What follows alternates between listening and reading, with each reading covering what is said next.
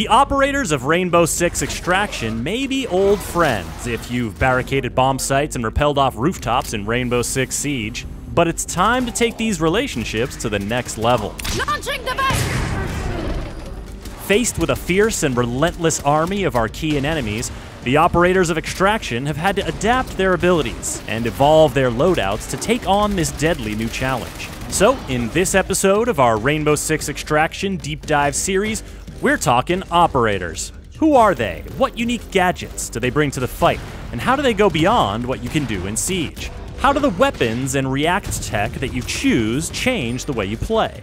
And what kind of perks and upgrades can you unlock to make these operators more versatile and effective than ever? Now let's meet the crew. I mean, I suppose I could just list the 18 operators available at launch, but that might take a little while. Doc, Ella, Pulse, Alibi, Finka, Hibana, Lion, Sledge, Vigil, IQ, Jaeger, Rook, Fuse, Smoke, Tachanka, Capitao, Gridlock, and Nomad. Now, you won't have access to the full roster from the get-go. Extraction puts you on the front lines of an evolving crisis, so Mira, Thermite, and Ash will bring new operators into the program as you progress through the game. Each operator has a unique ability that helps define what they can bring to the table, and what those abilities can do in Siege is just the beginning. As you level up an operator, you'll not only unlock perks and upgrades like faster reload, aim, and weapon swap speed, or the chance to self-revive if you deal enough damage while downed, you'll also unlock upgrades for their unique ability. For example, once Nomad reaches level 7, her knockback mines will straight up delete a variety of full-grown enemies. A level 10 Vigil won't just cloak himself from enemy sight, he'll cloak any teammates nearby and boost their movement speed.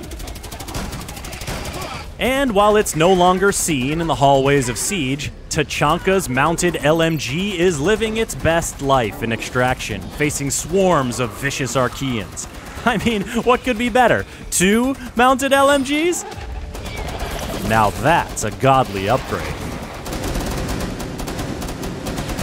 Operator abilities offer a wide range of ways to help you tackle problems, and while they're very effective in solo situations, these abilities truly shine when used in a team composition. Let's say you're playing nest tracking, an objective that requires you to get really veterinary on these pulsating nests. Take Pulse and his cardiac sensor. It'll let you spot the nests through walls. And Capitao's crossbow can shoot smokescreen bolts to mask your approach. If things get heated, Capitao's venom bolts can create poisonous clouds to damage any party crashers, and Doc's healing stim pistol can help fix your squad up if any enemies manage to land a blow. Perhaps you're trying to hold your ground when every Archean in the area gets your GPS location thanks to the explosive charge you just put on their stuff in Sabotage. Gridlock's track stingers can slow or kill enemies in their tracks, while Jaeger's active defense turret won't just stop enemy projectiles, it'll stop enemies dead. If you need to make a hasty getaway, then Sledge is your man. But if you prefer to make your pursuers pay, bring your pal Fuse along to cover your escape. Simply run through a react doorway while the monsters are nipping at your heels, close it, and deploy one of his cluster charges to dump a bunch of grenades on your soon-to-be former pursuers. But the operator you choose is just one facet of how you tailor your approach to the objectives you receive. You've also got weapons, and in addition to their starting primary and secondary weapons, every operator unlocks their first arsenal update at level 3. These give you some powerful new options, like adding the M870 shotgun to IQ's loadout to give her a bigger bang for her buck than her AUG A2 assault rifle. Or adding Lion's HK417 marksman rifle to give him longer range and stronger bite than his V308. These weapons may be familiar to veterans of Rainbow Six Siege, but you haven't truly appreciated the Bailiff 410 revolver shotgun in Alibi's arsenal until you've coolly popped your way through snarling grunts while carrying a fragile objective canister under your arm.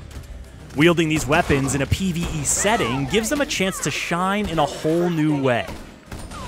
And weapon attachments like sights, barrels, and grips give you a chance to further customize your approach. Suppressed shotguns are a nasty way to take out close-range foes and quietly make your own doorways, and staying stealthy means nests stay dormant and less enemies spawn. But all it takes is one Archean holler to stir things up. When that happens, you'll be thankful you left the suppressor at home and nearly doubled the damage output of Finka's 6P41 LMG.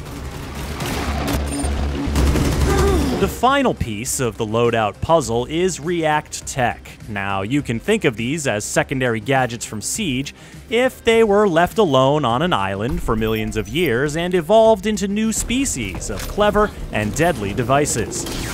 Stun grenades, smoke grenades, claymores, nitro cells, these classics are more impactful than ever, and yes, that includes impacts. But complete objectives and studies to progress further, and you can unlock grenades for paralyzing enemies in place, or quickly finding out what's on the other side of that wall. Bring your own health boosters or revive kits for when Doc's not around. Equip a friggin' laser that dissolves the sprawl right before your very eyes. And React Tech doesn't just do cool stuff on its own. It really amplifies the kind of synergies you can explore with your crew. Tachanka's turret with an enemy projectile blocking field wall. Scan drones with high penetration rifles. Arc mines with, oh god, you got zapped so bad. Oh, you're dead now. Put it all together, and the ways you can customize your squad to take on different challenges just continues to grow exponentially as you progress. But there's a but. The name of the game is Extraction, and if you don't extract from your incursion, your operator will go MIA. The Archeans got him, and you gotta get him back. On your next incursion to that location, you'll get a shot at rescuing your lost operator on an MIA rescue. This requires you to find them and free their foam-encased body from a horrible, grabby tree demon that does not want to give them up, or, for that matter, let them down.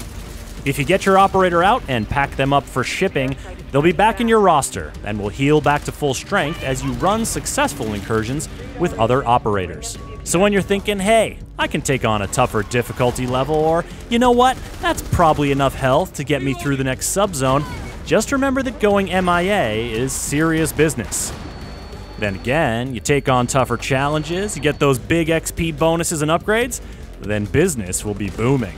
Decide for yourself this January when Rainbow Six Extraction launches on PS4 and PS5, Xbox One and Xbox Series X and S, cloud gaming, and PC. Subscribe to this channel to catch the next video in our series, and get the latest updates at news.ubisoft.com.